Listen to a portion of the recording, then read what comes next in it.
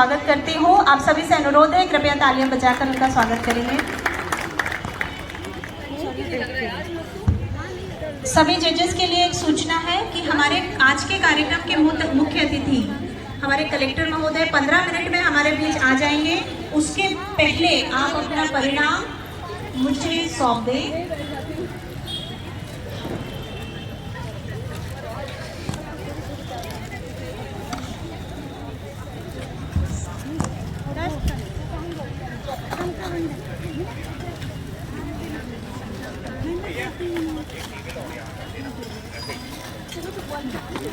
ये वाली चम्मच दो चम्मच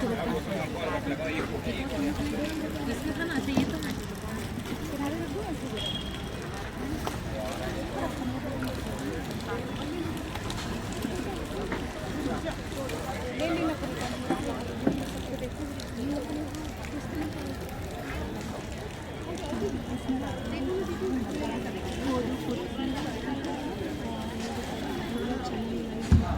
हमारे बीच से संजय गुप्ता सर हैं, वो कोऑर्डिनेट करेंगे जजेस के साथ। आप संजय गुप्ता सर, ये इनको आप अपने रिजल्ट की शीट देंगे और ये जितने भी विजेता प्रतिभागी हैं उनको यहाँ मंच के पास उपस्थित कराना सुनिश्चित कराएंगे।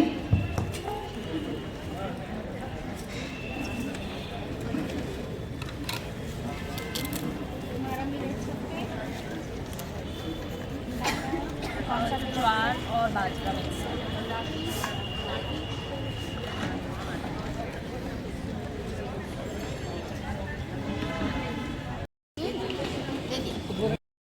शाला को ईट राइट स्कूल, द्वितीय स्कूल जो मध्य प्रदेश में शासकीय स्कूल घोषित हुआ है, उससे उसका प्रमाण पत्र प्राप्त हुआ है।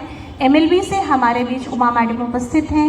माननीय कलेक्टर महोदय के द्वारा तत्संबंधित प्रमाण पत्र आज उमा शर्मा मैडम को MLB स्कूल के प्रतिनिधि के रूप में सौंपा जाएगा, जो नई दिल्ली से हमें प्रमाण पत्र प्राप्त हुआ है। आज जो स्टॉल आप देख रहे हैं उसमें एक बहुत विशिष्ट स्टॉल है, पर अनुसंधान के क्षेत्र में, रिसर्च के क्षेत्र में, मिलेट्स में उन्होंने अकल्पनीय कार्य किया है। आप ब्रेड खाते हैं, हम सभी ब्रेड खाते हैं, ब्रेड से बने हुए सारे व्यंजन हमें बहुत पसंद हैं। तो यदि हमें मिलेट्स की ब्रेड मिल जाए तो क्या कहना, मिलेट्स के ब्रेड। तो ये जो हमारी मिलेट्स पे जो रिसर्च हुई है, डॉक्टर खादरवली जी ने जो रिसर्च किया है, वो बेसिकली सारे मिलेट्स में से 5 को सुपर मिलेट्स छांट के अलग किया, और वो आपको हेल्थ में कैसे कैसे फायदा करते हैं उनके नाम मैं आपको बताती हूँ। आप सभी से अनुरोध है कि अपने अपने स्थान पर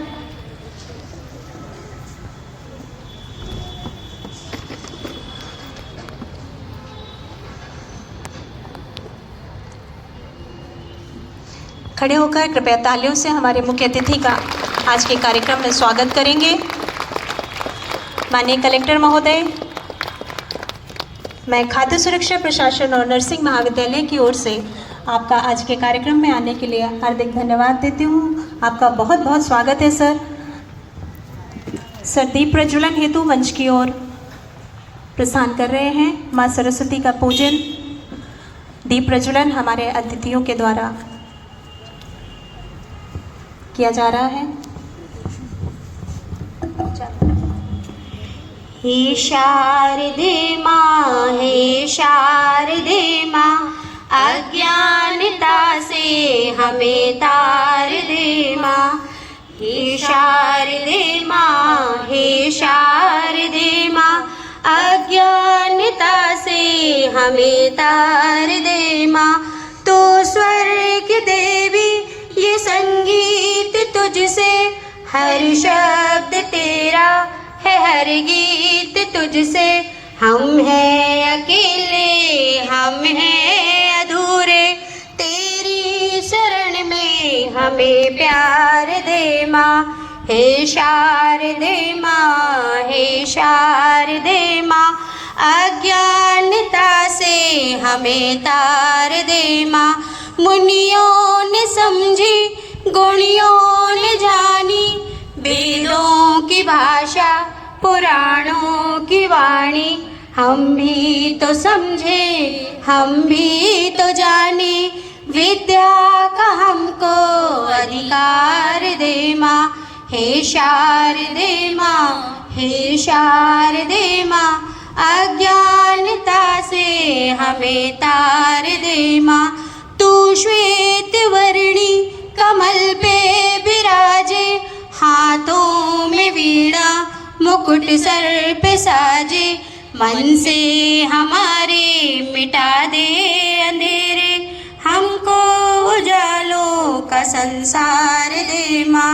हे शारदे माँ, हे शारदे माँ, अज्ञानता से हमें तार दे माँ। Thank you. धन्यवाद आप सभी का। आदरणीय कलेक्टर सर हमारे बीच आ चुके हैं। मैं CMHO सर से निवेदन कर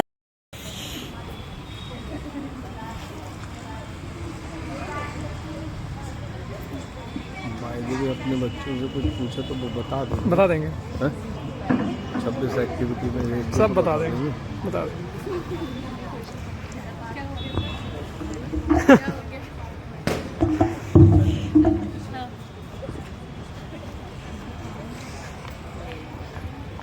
सर आज सुबह से सभी प्रतिभागियों ने यही महाविद्यालय में मिलेट आधारित खाद्य पदार्थों का निर्माण किया है सर। और शशि वानी जी के निर्देशन में, प्राचार्य महोदया के निर्देशन में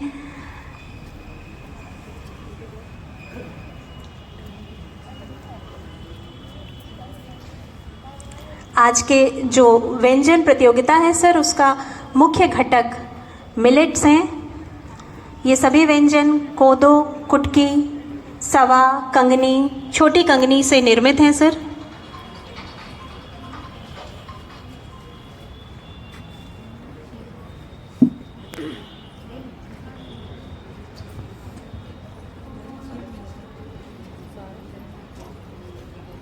माननीय कलेक्टर महोदय के द्वारा समय समय पर खाद्य पदार्थों में मिलावट के विरुद्ध अभियान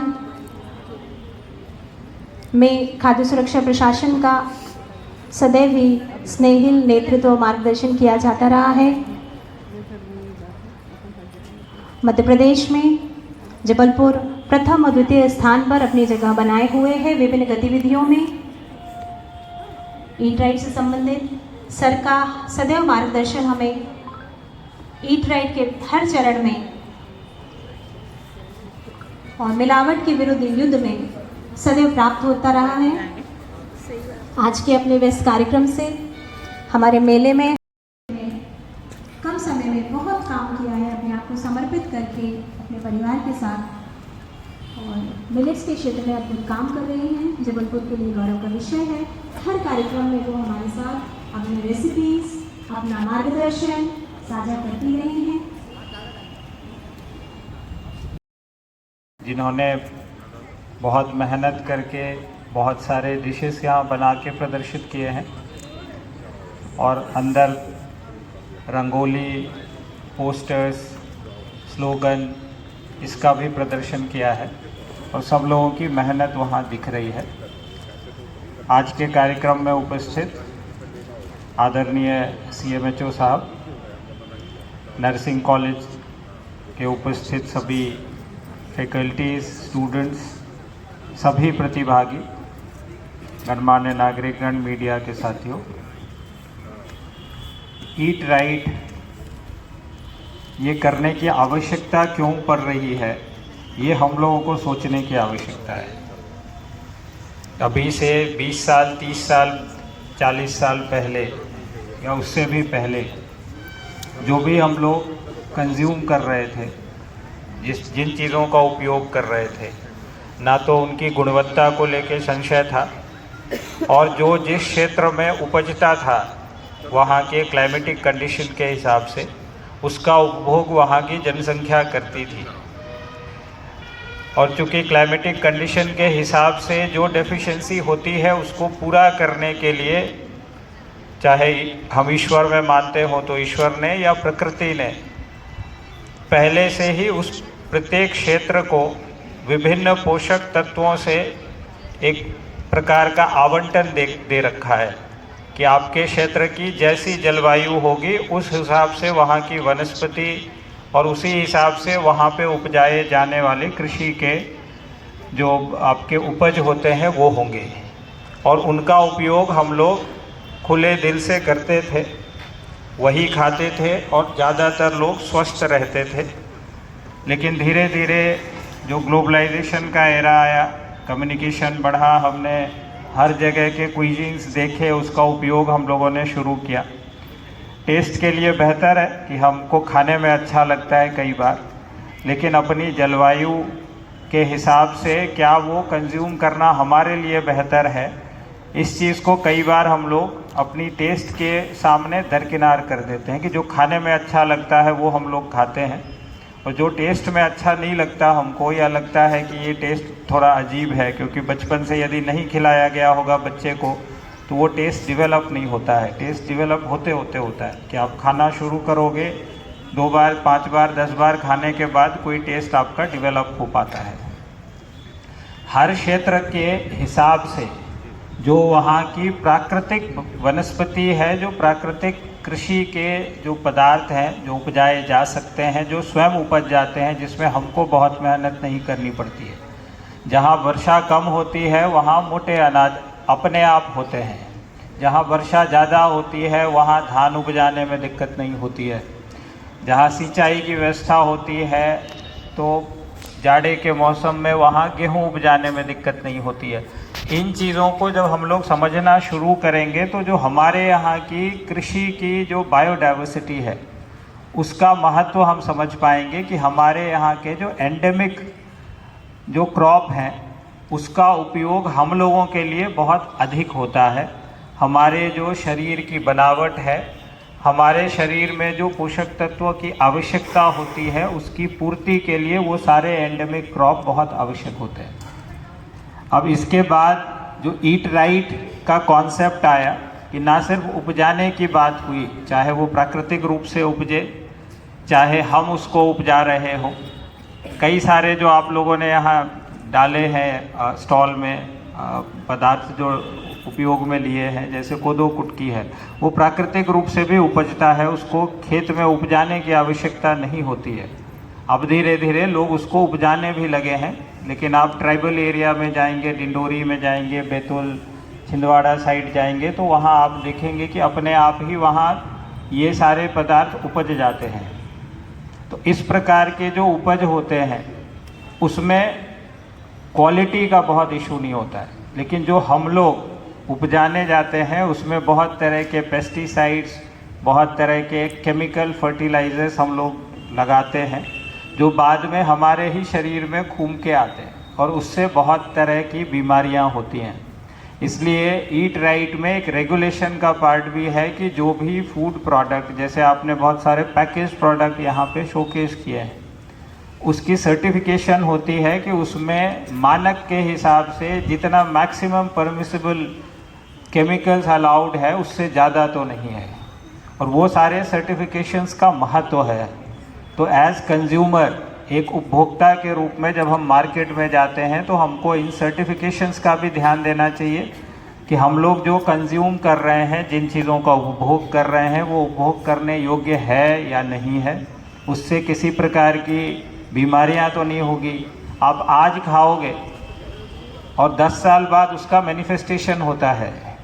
इन चीज़ों को स्लो पॉइजन कहा जाता है एक तरीके से, कि हम लगातार अपने लाइफस्टाइल में कुछ चीज़ को शामिल किए हुए हैं, धीरे धीरे वो हमारे शरीर को नुकसान पहुंचाता रहता है। तो इस प्रकार की चीज़ों की अवेयरनेस के लिए ये कैंपेन चलाया जा रहा है। मैं खाद्य औषधि विभाग को, स्वास्थ्य विभाग को, नर्सिंग कॉलेज को बधाई देना चाहूँगा कि इस तरह के कैंपेन में आप लोग लगातार सहभागी बन रहे हैं, और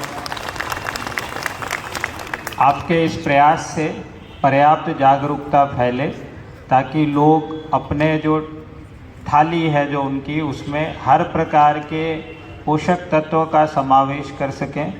हर चीज़ दवाई से ठीक नहीं हो सकती। दवाई जो है वो क्यूरेटिव मेजर है, हम लोगों को प्रिवेंटिव मेजर पे ज़्यादा ध्यान देने की आवश्यकता है कि पहले से ही हमारी थाली इतनी संतुलित हो कि दवाइयों से उसकी पूर्ति करने की आवश्यकता ना हो और कोई ऐसी चीज़ हम कंज्यूम ना करें जिसको दवाइयों के माध्यम से फिर क्लींजिंग करने की आवश्यकता हो।